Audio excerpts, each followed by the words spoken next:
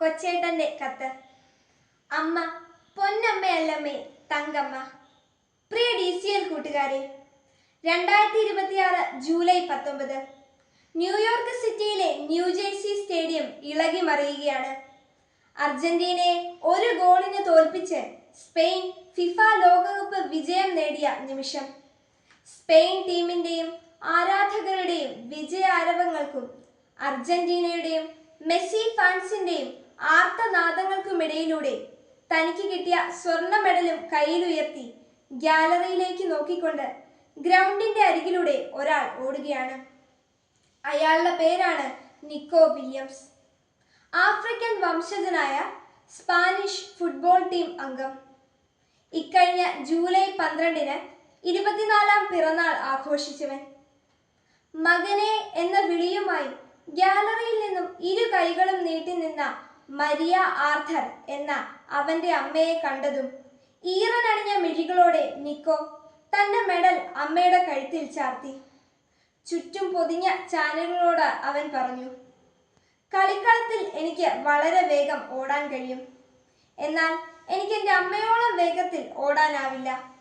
കാരണം ജന്മനാടായ ആഫ്രിക്കയിലെ ഘാനയിൽ നിന്ന് രക്ഷപ്പെട്ട് സഹാറ മരുഭൂമി താണ്ടിയാണ് അമ്മയും അച്ഛനും സ്പെയിനിലെത്തിയത്. അതിനാൽ എൻ്റെ അമ്മയ്ക്കാണ് ഈ മെഡലിന് എന്നേക്കാളും അർഹത. പ്രിയ കൂട്ടുകാരെ, ലോകം കോരിത്തരിച്ചു നിന്ന അനുപമ നിമിഷമാണിത്. നിക്കോ പറഞ്ഞത് സത്യമാണ്. വെറും 3 പതിറ്റാണ്ടുകൾക്ക് മുമ്പ് ആഫ്രിക്കയിലെ ഘാനയിൽ നിന്നും അഭയാർത്ഥികളായി സഹാറ മരുഭൂമി കാൽനടയായി നടന്ന് സ്പെയിനിലെത്തിയ ഫെലിക്സ് വില്യംസിന്റെയും മരിയ ആർഥറിന്റെയും മക്കളാണ് സ്പെയിൻ നാഷണൽ ഫുട്ബോൾ ടീം അംഗങ്ങളായ ഇനാക്കി വില്യംസും നിക്കോ വില്യംസും. നിക്കോയുടെ കഥ കേട്ടപ്പോൾ ഘാനയിൽ നിന്ന് സഹാറ മരുഭൂമി വഴി സ്പെയിനിലെത്താനുള്ള ദൂരം ഗൂഗിൾ മാപ്പിലൂടെ കണ്ടെത്താൻ ശ്രമിച്ചു നോക്കി. 5700 മുതൽ 6000 കിലോമീറ്റർ ദൂരമാണ് ആ മാതാപിതാക്കൾ നടന്നത്. കാൽനടയായി നടന്നാൽ ഏകദേശം 130 മുതൽ 150 ദിവസങ്ങൾ നിർത്താതെ നടക്കണം ഈ ദൂരം പൂർത്തിയാവാൻ.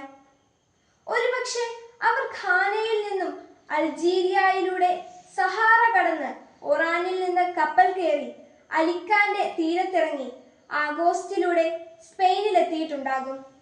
അല്ലെങ്കിൽ വെസ്റ്റ് സഹാറ വഴി നടന്ന് മൊറോക്കോ കടന്ന് ജിബ്രാൾട്ടർ കടലിടുക്കിലൂടെ സ്പെയിനിലെത്തിയിട്ടുണ്ടാകും. കൂട്ടുകാരെ, നിങ്ങളുടെ ഇന്നിലേക്ക് നിങ്ങളുടെ മാതാപിതാക്കൾ നടന്നു തീർത്ത ഇന്നലെകൾ എത്രയെന്ന് എത്ര പേർക്കറിയാം? എൻ്റെ മാതാപിതാക്കളും നിങ്ങളുടെ മാതാപിതാക്കളും ജീവിതത്തിൽ നിരവധി സഹാറ മരുഭൂമി യാത്രകൾ നടത്തിയിട്ടുള്ളവരാണ്, തീർച്ച. ആഫ്രിക്കയിലെ സഹാറ മരുഭൂമിയിൽ പകൽ പലപ്പോഴും 60 ഡിഗ്രിയാണ് ചൂട്. ചുട്ടുപൊള്ളുന്ന മണൽപ്പരിപ്പിലൂടെ കൊടിയ വിശപ്പും ദാഹവും സഹിച്ച് എത്തിച്ചേരുന്ന കാനാൻ നാട്ടിൽ തേനും പാലും ഒഴുകണേ എന്ന് ഓരോ കിതപ്പിലും പ്രാർത്ഥിച്ച് വിയർത്തൊലിച്ച് നടന്നത് നിക്കോയുടെ മാതാപിതാക്കൾ മാത്രമല്ല, നമ്മുടെയും മാതാപിതാക്കളാണ്. കടബാധ്യതകളുടെയും രോഗങ്ങളുടെയും പരാജയ ഭീതിയുടെയും ജീവിത ഭാണ്ഡങ്ങളുമായി ജീവിതത്തിന്റെ സഹാറ താണ്ടുന്ന നമ്മുടെ മാതാപിതാക്കളുടെ ഈ ജീവിതയാത്രയിൽ സ്നേഹത്തിന്റെ തേനരുവികളും സത്യസന്ധതയുടെ വെൺമേഘ തണലും വിശ്വസ്തതയുടെ ദീപസ്തംഭങ്ങളുമാകാൻ മക്കളായ നമുക്ക് കഴിയണം. അവരുടെ അധ്വാനത്തിന്റെ അളവറിയണം. അവർ നമുക്കായി താണ്ടിയ സഹാറകളുടെ ദൂരമറിയണം.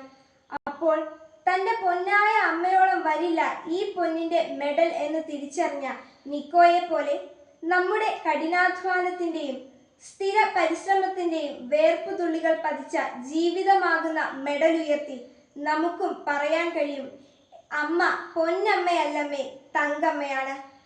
തനി തങ്കം കൊണ്ട് എൻ്റെ ഹൃദയത്തിൽ പ്രതിഷ്ഠിച്ച എൻ്റെ തങ്കമ്മ. സ്നേഹാശംസകളോടെ സ്വന്തം കൊച്ചേട്ടൻ.